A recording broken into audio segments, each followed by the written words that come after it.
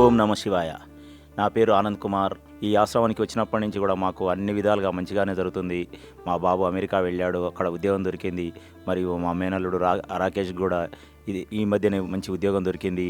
కాబట్టి ఈ ఆశ్రమానికి వచ్చి మేము గతంలో మా బాబు పుట్టినరోజు నాడు, మా పెళ్లి రోజు మరియు ఇతర సందర్భాల్లో వచ్చి బట్టలు మరియు నగదు మరియు అరటి పండ్లు పేదలకు సహాయం చేయడం జరిగింది.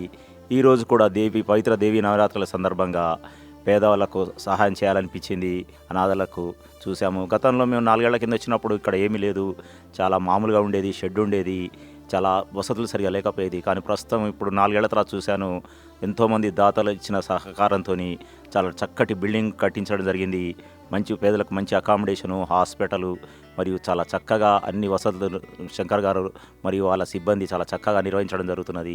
ఈ ఆశ్రమం చూస్తే చాలా బాధగా అనిపిస్తుంది మాకు. ఎక్కడెక్కడి వాళ్ళను ఇక్కడ తీసుకొచ్చి మీరు వాళ్ళకి కావలసిన సదుపాయాలన్నీ కల్పిస్తున్నారు. ఇది చూస్తే ఒక ప్రపంచంలోకి వెళ్ళిపోయినట్టుగా అనిపిస్తుంది. వాళ్ళందరికీ కూడా మీరు రకరకాలుగా సహాయ సహకారాలు అందిస్తూ ఇది నడుపుతున్నందుకు మాకు ఎంతో చాలా సంతోషంగా అనిపిస్తుంది.